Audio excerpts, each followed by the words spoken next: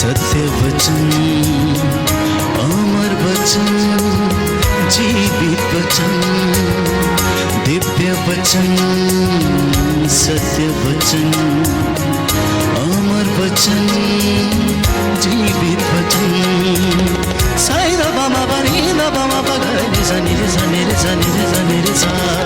दिव्य वचन, सत्य वचन, अमर वचन, जीवित वचन, दिव्य वचन,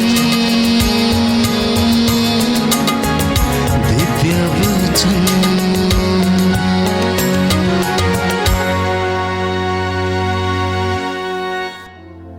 प्रज्ञा का मूल स्रोत प्रभु पर श्रद्धा है, स्तोत्रकार कहता है। इसलिए प्रभु का वचन कहता है कि तुम अपनी बुद्धि पर निर्भर मत रहो, अपने कामों पर निर्भर मत रहो, परंतु परमेश्वर पर निर्भर रहो, क्योंकि वही प्रज्ञा का स्रोत है। The fear of the Lord is the beginning of wisdom।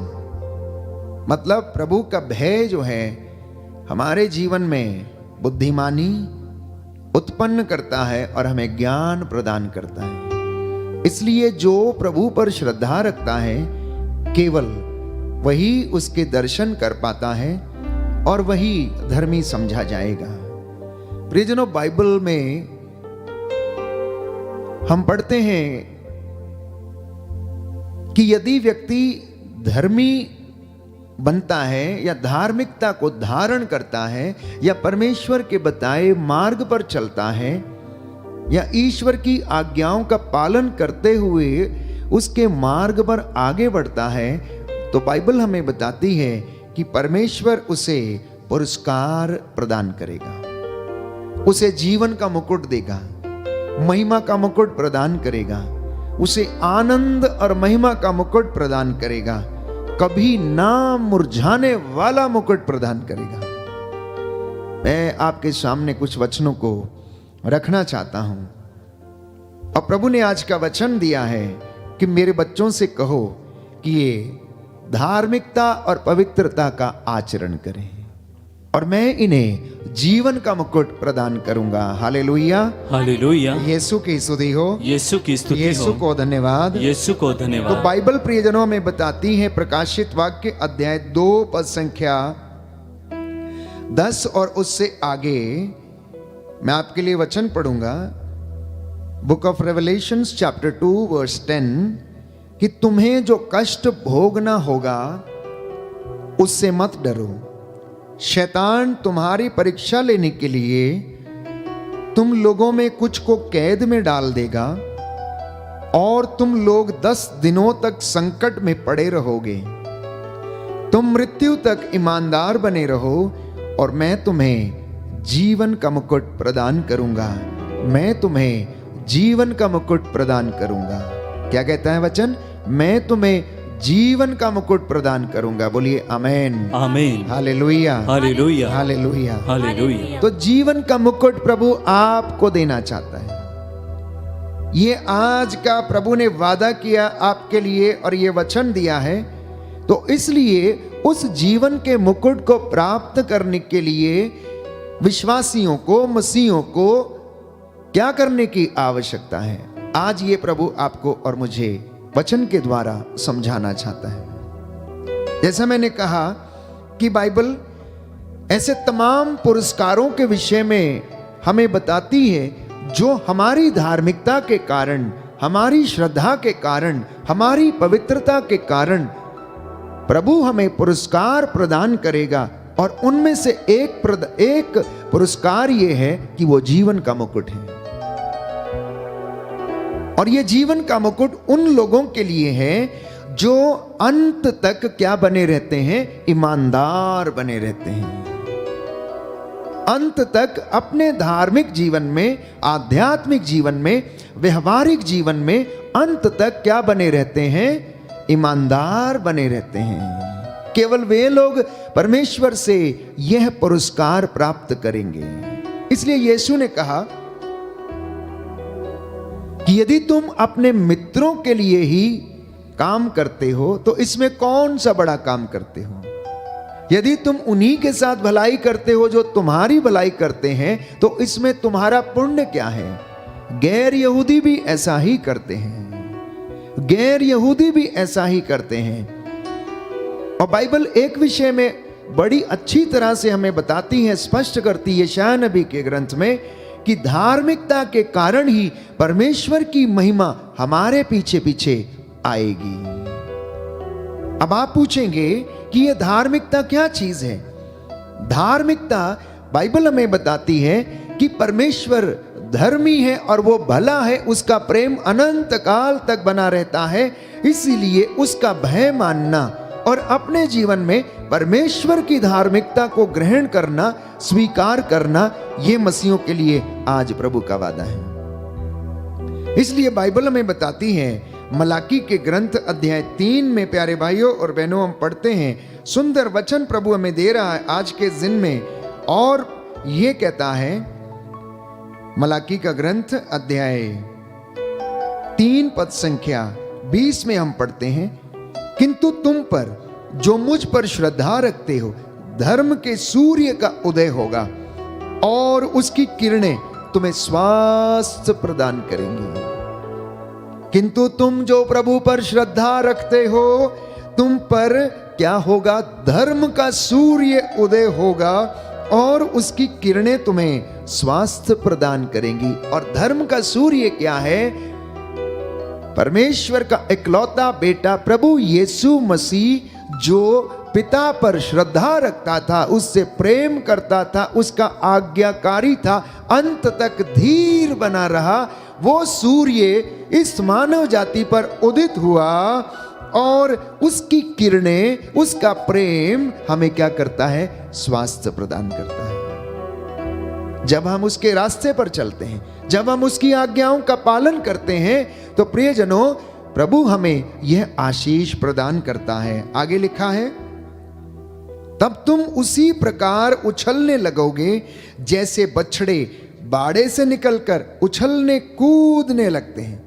विश्वमंडल का प्रभु ये कहता है, जिस दिन मैंने निश्चित किया, उस दिन तुम राख जैसे दुष्कर्मियों को पांवों के नीचे रौंदोगे। बोलिए आमेन, आमीन, हालेलुया, हालेलुया, हालेलुया, हालेलुया। प्रभु कहता है, प्रभु कहता है, किंतु तुम पर जो मुझ पर श्रद्धा रखते हो, जो मुझ पर श्रद्धा रखते हो, धर्म के सूर्य का उदय होगा, धर्म के सूर्य का उदय होगा और उसकी किरणें तुम्हें स्वास्थ्य प्रदान करेंगी। तुम्हें स्वास्थ्य प्रदान करेंगी। तब तुम उसी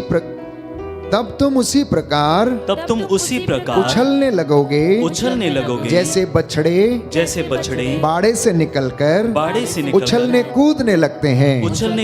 विश्वमंडल का प्रभु ये कहता है, जिस दिन मैंने निश्चित किया, उस दिन तुम राख जैसे दुष्कर्मियों को पांवों के नीचे रौंदोगे। आमीन, आमीन, हालेलुया, हालेलुया। देखिए प्रभु का वादा आपके साथ कि यदि तुम उस पर श्रद्धा रखोगे, तो तुम पर क्या होगा? धार्मिकता का सूर्य उदित होगा, उसकी किरणें तुम्हें स्वास्थ्य प्रदान करेंगी और वो तुम्हें ऐसा बना देगा, ऐसा सामर्थ्य प्रदान करेगा, तुम उछलने कूदने लगोगे, आनंद मनाने लगोगे, ठीक वैसे जैसे कि बाड़ों में से बछड़े निकलकर उछलने कूदने लगते हैं। और परमेश्वर ये कहता है कि जिस दिन मैंने निश्चित किया है, उस दिन तुम राख जैसे दुष्कर्मियों को अपने पांवों के तले रौंदोगे।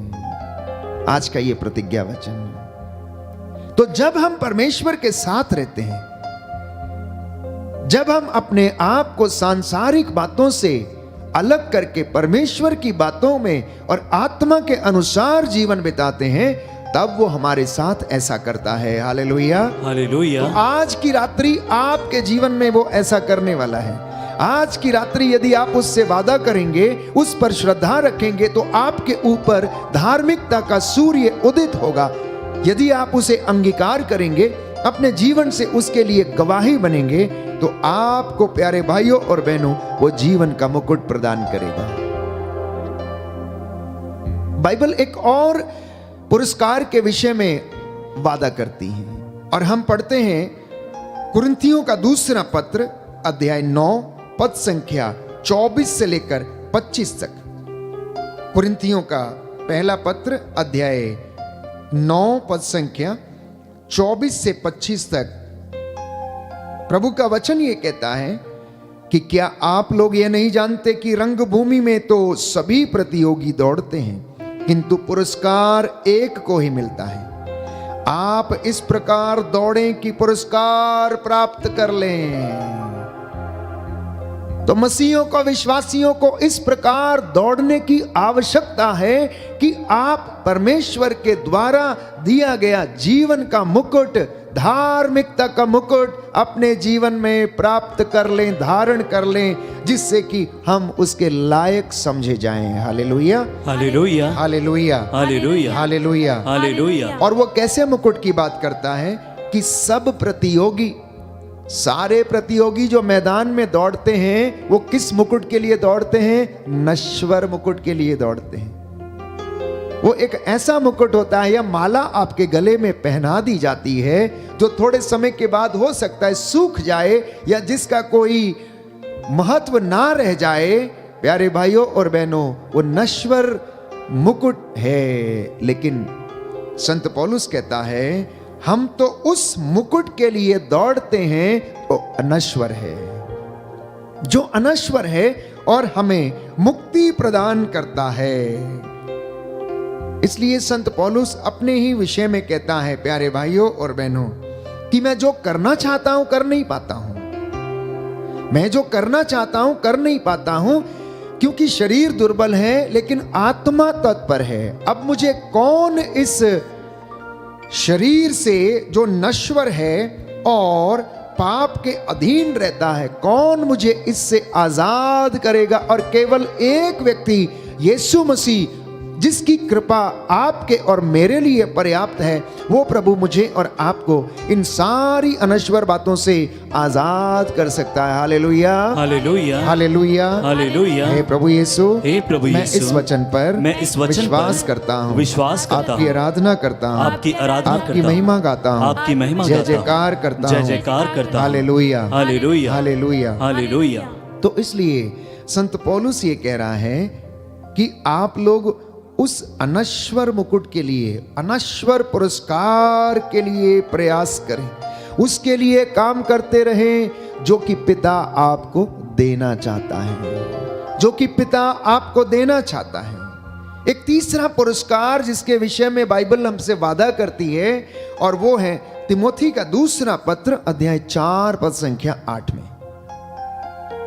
Second letter to the Timothy chapter 4 verse 8 में आपके लिए वचन पढ़ूंगा कि अब मेरे लिए धार्मिकता का मुकुट तैयार है, जिसे न्याय विचारपति प्रभु मुझे उस दिन प्रदान करेंगे, मुझको ही नहीं बल्कि उन सबों को जिन्होंने प्रेम के साथ उनके प्रकट होने की प्रतीक्षा की है। सहनशीलता के साथ, ईमानदारी के साथ, प्रेम के साथ जिन्होंने मसीह के प्रकट होने की प्रतीक्षा की है, प्रभु कहता है मैं उन्हें धार्मिकता का मुकुट प्रदान करूंगा।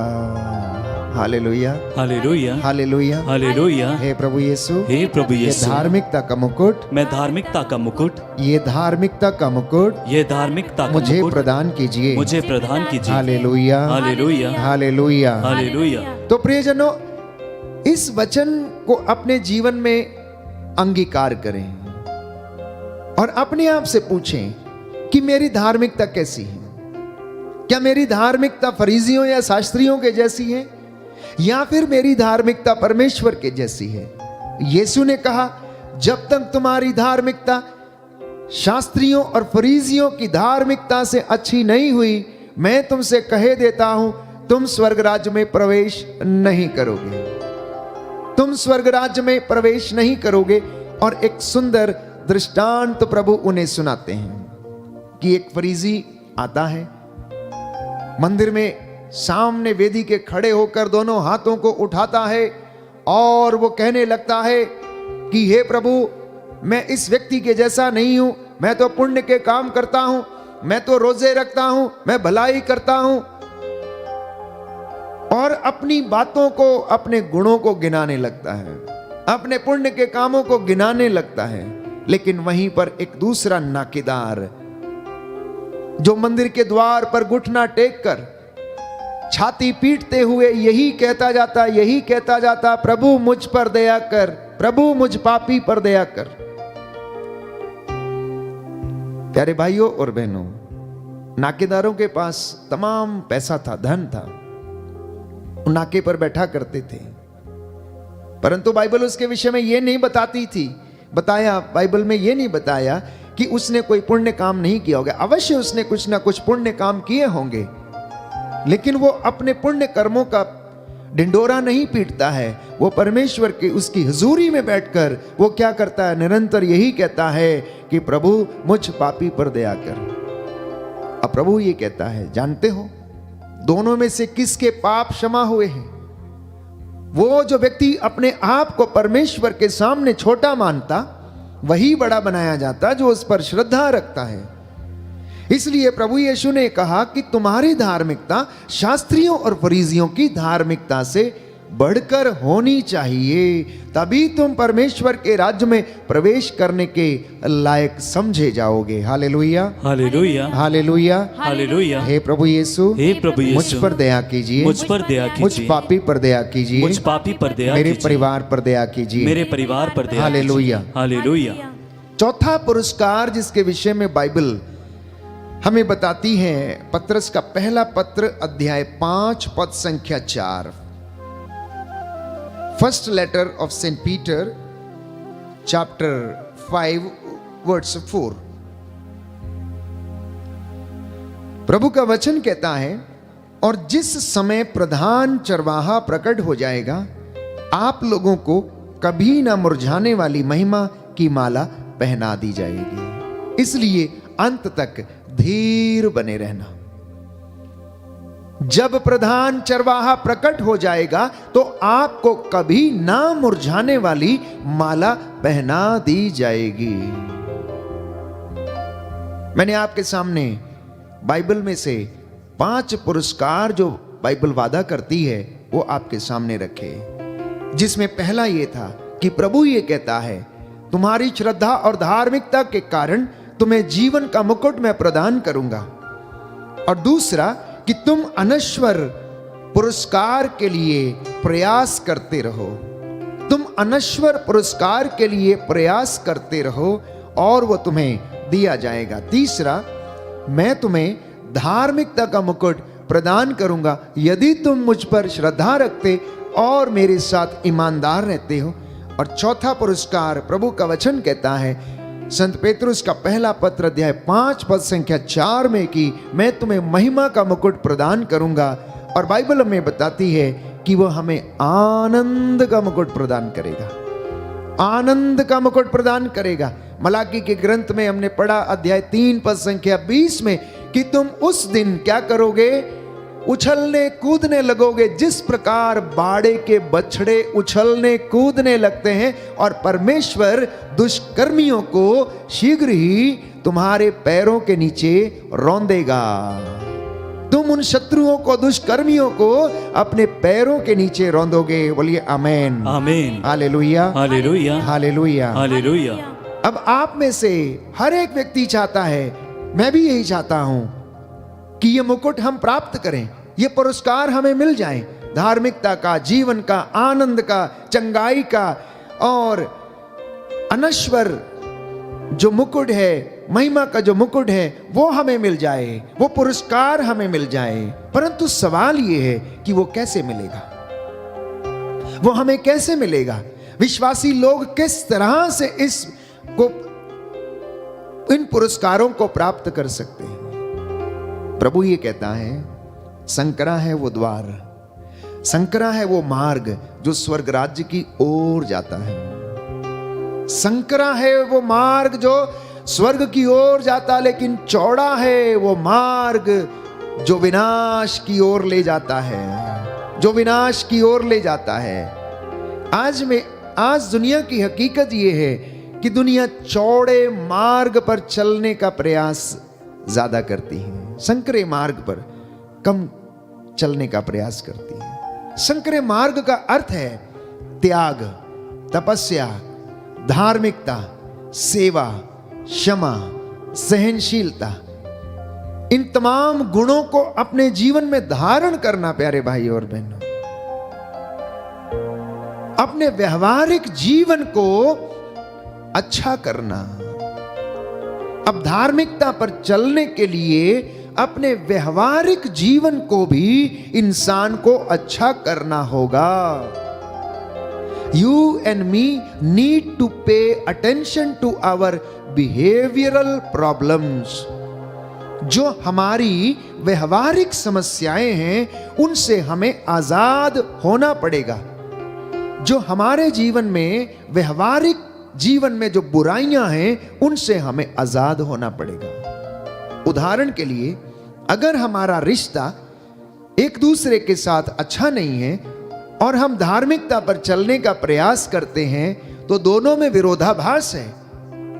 दोनों में विरोधाभास है। There is a dichotomy in both कि आप अपने व्यवहारिक जीवन में नैतिकता के आधार पर नहीं चलते हैं और धार्मिकता का ढिंडोरा पीटने की कोशिश करते हैं, तो प्यारे भाइयों और बहनों, यहां पर विरोधाभास उत्पन्न होता है। तो आध्यात्मिकता में बढ़ने के लिए सबसे पहले इंसान को अपने व्यवहारिक जीवन को भी अच्छा करने की आवश्यकता है। अपने रिश्तों को अच्छा करने की आवश्यकता है। स्तोत्रकार कहता है कि तुम में से कौन लंबी आयु और जीवन चाहता है? अगर तुम ऐसा चाहते हो तो तुम अपनी जीभ को ना तो बुराई बोलने दो और ना अपने होठों को कपटपूर्ण बातें। अब कोई व्यक्ति यदि धर्म के मार्ग पर चलने की कोशिश करता लेकिन निरंतर होठों से बुराई बोलता है और निंदा करता है, ईर्ष्या करता है अपने मित्रों से, भाइयों और बहनों से, तो उसकी धार्मिकता नहीं कहलाएगी।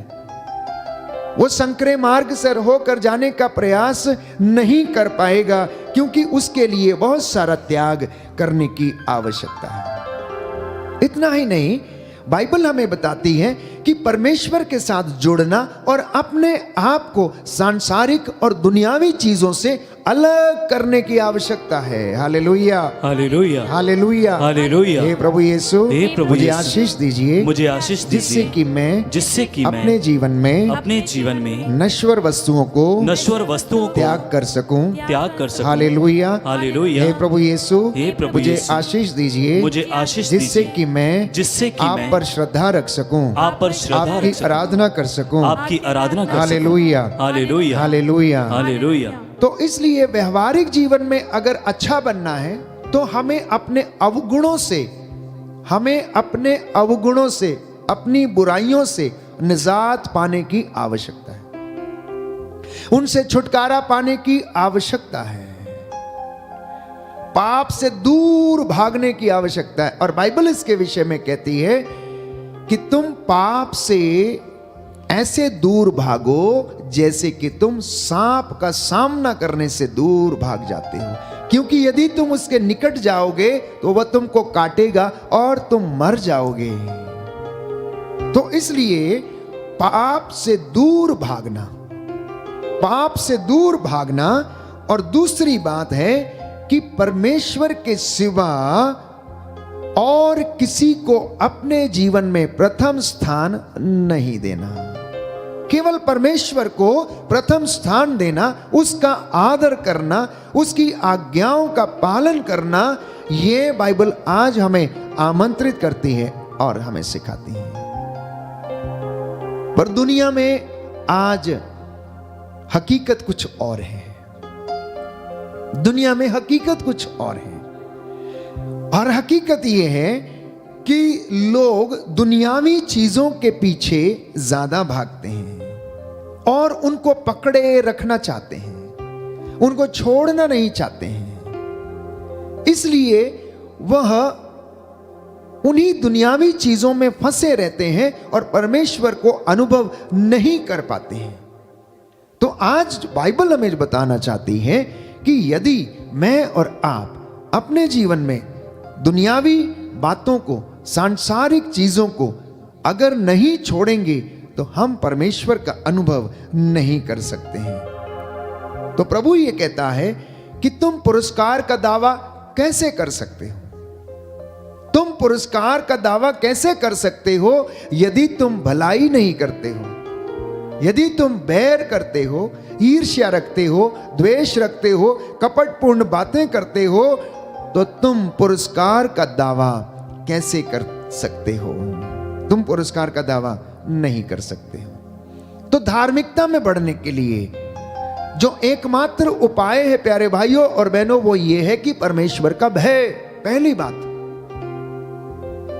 मैंने आपसे कहा, the fear of the Lord is the beginning of the wisdom, कि परमेश्वर का भय ही प्रज्ञा की शुरुआत है, बुद्धिमत्ता की शुरुआत है। परमेश्वर का भय, उसका आदर ही, उस पर और उस पर श्रद्धा रखना ही हमारे जीवन में क्या करता है? हमें बुद्धि, सामर्थ्य और शांति प्रदान करता है। तो परमेश्वर का भय मानना पहली बात, और दूसरा उस पर श्रद्धा रखना, तो आप धर्मी बन सकते हैं। और वो सामर्थ्य जो हमारे जीवन में वो प्रकट करता है प्यारे भाइयों और बहनों, उसमें जब हम बढ़ने लगते हैं तो उसकी महिमा हमारे पीछे पीछे आने लगती है। बोलिए आमेन, आमेन, हालेलुया, हालेलुया। हे प्रभु यीशु, हे प्रभु यीशु, इस वचन के द्वारा, इस वचन के आज द्वारा मेरे जीवन में, आज मेरे जीवन शांति में आ जाए, शांति आ जाए, चंगाई आ जाए, चंगाई आ जाए। Hallelujah, hallelujah, hallelujah, hallelujah, hallelujah. Hallelujah.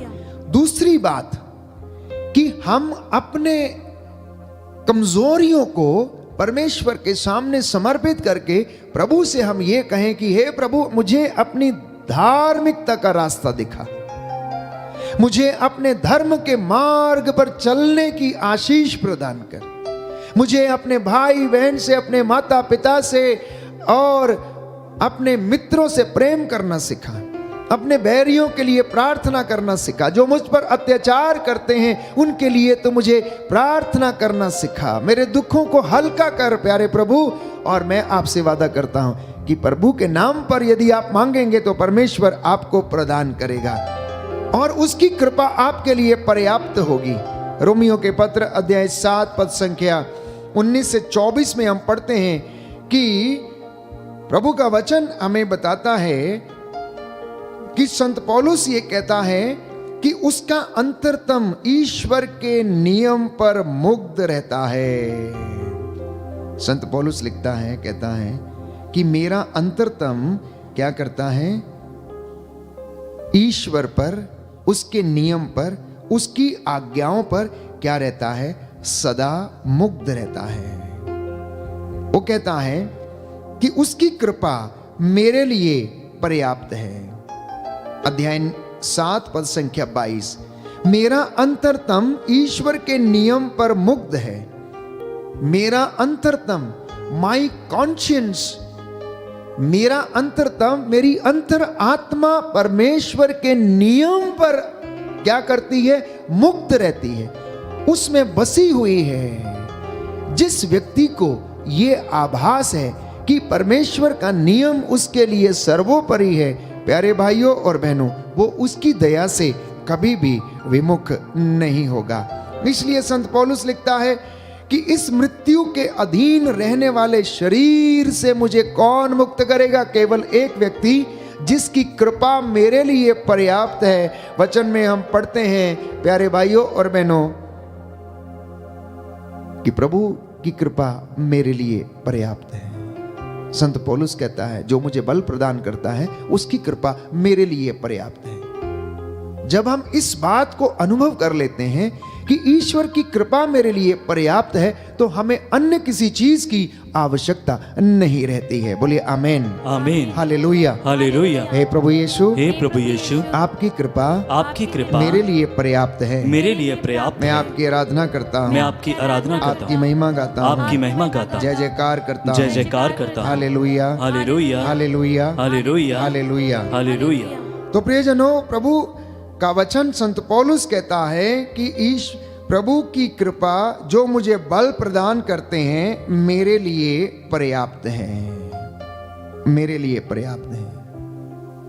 अपने आप से पूछिए कि क्या हम इस बात को महसूस करते हैं कि ईश्वर जो हमें शांति देता है, सांत्वना देता है, हमारे दुखों को हल्का करता है, हमारे घावों पर पट्टी बांधता है, हमारे लिए हर चीज मुहैया कराता है। वो प्रेम से भरा परमेश्वर है। क्या हम ये कह सकते हैं कि उसकी कृपा मेरे लिए पर्याप्त? यदि आज आप ये कह सकते हैं कि हे प्रभु आपकी कृपा मेरे लिए पर्याप्त है, तो आपके लिए स्वर्ग द्वार खुला हुआ है और आशीष आपके ऊपर बरस रही है। हमें स्वीकार करने की आवश्यकता है, हमें स्वीकार करने की आवश्यकता है। और तीसरी बात, प्रभु की धार्मिकता में बढ़ने के लिए पवित्रता ही है, जिसके विषय में अनेक बार मैं आप लोगों को वचन के माध्यम से समझा चुका हूं कि बाइबल हमें बताती है कि पवित्रता के अभाव में कोई भी व्यक्ति ईश्वर के दर्शन नहीं कर सकता। कोई भी व्यक्ति ईश्वर की प्रेजेंस में खड़ा नहीं रह सकता। पहला थिस्सलुनीयों अध्याय 4 पद संख्या 3। First letter to the Thessalonians chapter 4 verse 3 कि ईश्वर ने आपको पवित्रता के लिए बुलाया है, पवित्रता के लिए बुलाया है, क्योंकि वो पवित्र हैं, इसलिए वो चाहता है कि उसके बच्चे भी पवित्र बने। साधारण तौर पर माता पिता अपने बच्चों से अपेक्षा करते हैं कि उनका बच्चा जैसा वे चाहते हैं वैसा कार्य करे। वैसे ही हमारा स्वर्गीय पिता यह कहता है कि आपको ईश्वर ने पवित्रता के लिए बुलाया है। तो ईश्वर की इच्छा यह है कि आप पवित्र बने और व्यभिचार से दूर रहें। आप में से प्रत्येक धर्म और औचित्य के अनुसार अपने लिए एक पत्नी ग्रहण करे, गैर यहूदियों की तरह नहीं जो ईश्वर को नहीं जानते, कोई वासना के वशीभूत ना हो, कोई मर्यादा का उल्लंघन ना करे और इस संबंध में अपने भाई के साथ अन्याय ना करे। देखिए, मैंने आपसे कहा कि धार्मिकता में बढ़ने के लिए, पवित्रता में बढ़ने के लिए एकमात्र आवश्यकता यह है कि हम अपने व्यवहारिक जीवन को अच्छा करें। Let us correct our behavior. हम अपने आप को जो इस दुनिया में रहते हैं, रहते समय प्यारे भाइयों और बहनों, अपने आप को पवित्रताई के लिए प्रभु को समर्पित करें। वैवाहिक जीवन में भी पवित्रता का होना अत्यंत आवश्यक है। तो अगर दाम्पत्य जीवन में पवित्रता होगी तो आपकी आने वाली पीढ़ियां, आपकी आने वाली संतानें भी पवित्र होंगी, क्योंकि बाइबल हमें बताती है कि अगर जड़ पवित्र है तो फल भी पवित्र होगा। अगर जड़ पवित्र है तो फल भी पवित्र होगा। और आप प्यारे भाइयों और बहनों उसी पवित्रता के लिए बुलाए गए हैं। परमेश्वर ने आपको इसीलिए बुलाया है। दाम्पत्य जीवन की यदि हम बात करते हैं तो दाम्पत्य जीवन में पति पत्नी धार्मिकता का रास्ता अपनाएं। हम वचन में पढ़ते हैं, पुरानी व्यवस्था हमें बताती है, बाइबल हमें बताती है कि जितने भी लोग प्रभु के द्वारा ब्लेस किए गए थे, चाहे वो जकरियस हो, चाहे वो अन्ना नामक नबियां हो, या हन्ना हो, या मां मरियम की मां अन्ना हो, या जोआकिम हो, ये धर्मी व्यक्ति थे, धार्मिकता की चादर ओढ़े रहते थे, दिन रात प्रभु का मनन किया करते थे। नबी हनोक के विषय में हम पढ़ते हैं कि उसके जैसा इस दुनिया में प्रभु का वचन कहता कोई नहीं था। नबी अय्यूब के विषय में बाइबल हमें बताती है कि उसके जैसा कोई नहीं था। हालांकि जब नबी अय्यूब को शैतान ने प्रलोभन दिया और उसके जीवन में अनेक प्रकार की विपत्तियां लाई और फिर भी वो ईमानदार रहा, उस वक्त तक प्यारे भाइयों और बहनों वो परमेश्वर की संहिता को उसने शायद नहीं देखा था, प्रभु के नियमों को शायद वो नहीं जानता था। हालांकि उसकी किताब हम बाइबल में पढ़ते हैं कि पंच ग्रंथ के बाद में है, लेकिन अय्यूब प्यारे भाइयों और बहनों, उसका विवरण बहुत पहले से ही हम जानते हैं। और लेकिन परमेश्वर अय्यूब को मसा करता है, और अय्यूब अपनी धार्मिकता के कारण परमेश्वर की नजरों में क्या पाया जाता है? ईमानदार पाया जाता है, धर्मी पाया जाता है। इब्राहिम के विषय में पढ़ते हैं कि विश्वास के कारण इब्राहिम धर्मी माना गया। तो हमारे जीवन में इन सारे पुरस्कारों को पाने के लिए, जैसा मैंने कहा, एकमात्र उपाय है, और वो ये है परमेश्वर का भय, परमेश्वर पर श्रद्धा, पवित्रताई का जीवन, विश्वास का जीवन, जो हमें परमेश्वर के रास्ते पर चलने के लिए प्रेरित करता है और उसकी महिमा का मुकुट हमें प्रदान करवा सकता है, हमें करने की आवश्यकता है। इसलिए परिवारों में माता पिता, दंपति अपने जीवन में इन सारी बातों को अपनाने की कोशिश करें, क्योंकि जब पति पत्नी विवाह में एक हो जाते हैं तो उनका रिश्ता पवित्र हो जाता है।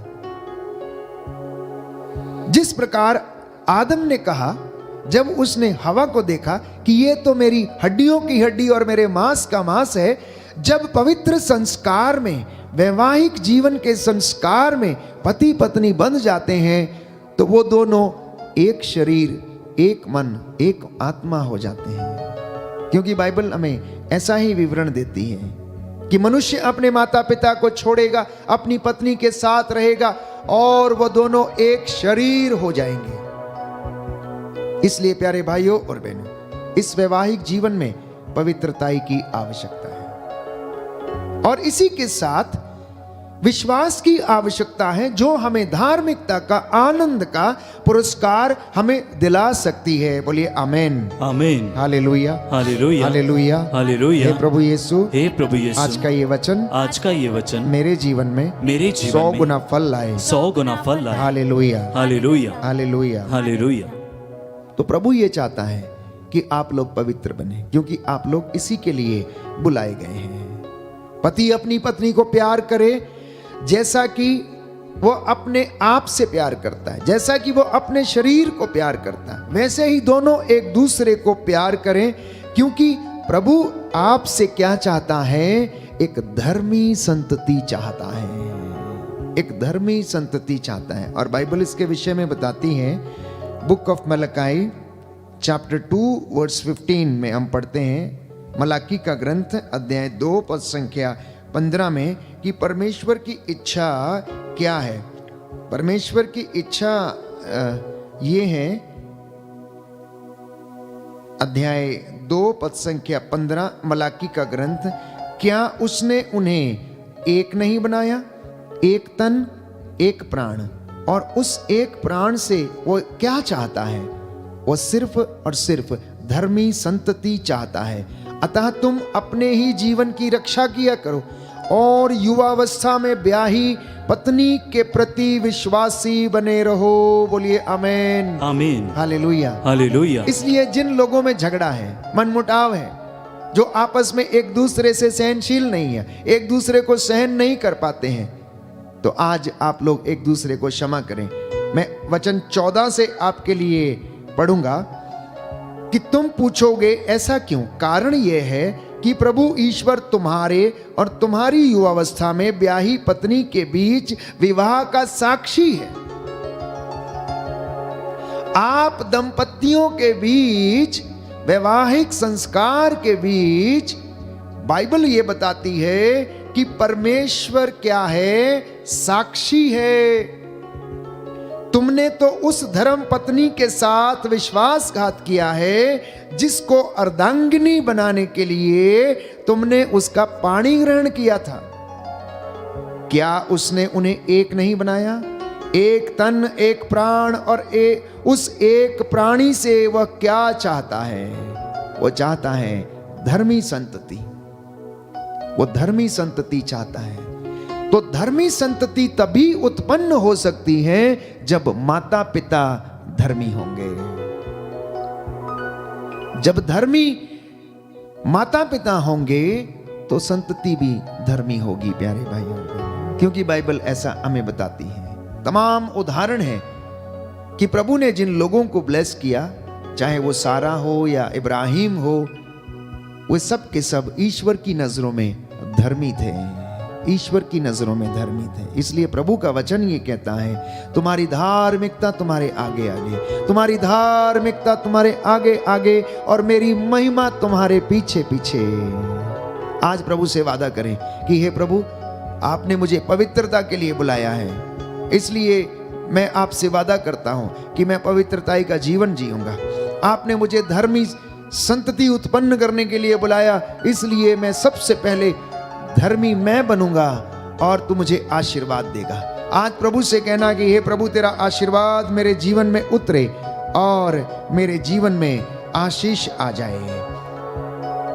छठवीं बात प्रभु ये कहता है, धार्मिकता पर चलने का एकमात्र उपाय, इब्रानियों का पत्र अध्याय 12 पद संख्या 14, सबों के साथ शांति बनाए रखें और पवित्रता की साधना करें। सबके साथ पवित्रता और शांति बनाए रखें और पवित्रता की साधना करते जाएं, इसके बिना कोई भी ईश्वर के दर्शन नहीं कर सकता। तो धार्मिकता में चलने के लिए पवित्रता की साधना करनी है, पवित्रता की तपस्या करनी है, और पवित्रता की तपस्या करने के लिए आत्म त्याग करने की आवश्यकता है, सांसारिक बातों से विमुख होने की आवश्यकता है, अपने जीवन की बुराइयों से अपने आप को अलग करने की आवश्यकता है। तभी प्यारे भाइयों और बहनों, हम पवित्रताई में बढ़ सकते हैं। एक छोटा बालक प्यारे भाइयों और बहनों खेल रहा था और उसका हाथ खेलते खेलते एक बर्तन में फंस गया, जिसका मुंह छोटा था लेकिन नीचे से वो बड़ा था। जब उसका हाथ उसमें फंस गया तो उसके पिता ने उस हाथ को निकालने की बहुत कोशिश की, लेकिन वो हाथ निकल नहीं रहा था। कुछ देर प्रयास करने के बाद पिता को लगा कि बच्चे के हाथ में कुछ है, और उसने उस मुट्ठी को बांध के रखा है और वो जोर लगाए जा रहा, प्रयास किए जा रहा है कि उस बर्तन से वो अपना हाथ निकाल ले, लेकिन संभव नहीं हो पा रहा था। पिता बेटे से कहता है कि बेटा, तुम अपना हाथ खोलो, अपनी मुट्ठी खोलो, और जो तुम्हारे हाथ में है वो क्या करो, उसको छोड़ दो। और वो कहता है, नहीं, मैं नहीं छोड़ूंगा, मुझे ये चाहिए, इसमें फंस गया, मैं ये निकालना चाहता हूं। प्यारे भाई और बहनों, हमारी हकीकत भी ऐसे ही है। तो पिताजी ने कहा कि जब तक तुम अपनी मुट्ठी नहीं खोलोगे, जब तक तुम उस चीज को नहीं छोड़ोगे, तुम्हारा हाथ बर्तन से बाहर नहीं आएगा। इंसान की भी ये हकीकत है कि हम चाहते हैं कि परमेश्वर हमको आशीष दे, हम चाहते हैं कि हमें चंगाई मिले, हम चाहते हैं कि हमें महिमा का मुकुट मिले, जीवन का मुकुट मिले, लेकिन हम क्या करते हैं, सांसारिक और दुनियावी चीजों को छोड़ना नहीं चाहते हैं। हम उनके साथ आसक्त रहना चाहते हैं, हम उनके साथ जुड़े रहना चाहते हैं, उन्हें पकड़ के रखना चाहते हैं, और हम चाहते हैं कि परमेश्वर हमें ब्लेस कर दे। दोनों चीजें एक साथ नहीं हो सकती हैं, दोनों चीजें एक साथ नहीं हो सकती हैं। परमेश्वर वचन हमें बताता है, हमसे ये कहता है कि तुम आज चुन लो कि तुम क्या करना चाहते हो। आज तुम चुन लो कि तुम भलाई करना चाहते हो या अच्छाई के मार्ग पर चलना चाहते हो, तुम जीवन चुनना चाहते हो या मृत्यु चुनना चाहते हो। तुम आज ही डिसाइड करो। प्रभु ने आज का ये कलाम हमें सुनाया है प्यारे भाइयों और बहनों। इस वचन के द्वारा, कलाम के द्वारा हमारे जीवन में आशीष आ जाए, चंगाई आ जाए और प्रभु हमें आशीष दे। आइए प्रभु की महिमा करें और इस वक्त हम चंगाई की प्रार्थना में जाएंगे। प्रभु हमें आशीष दे और हमारे जीवन से हर प्रकार की बुराई से हमें आज़ाद करे और हमारे जीवन में शांति आ जाए, चंगाई आ जाए।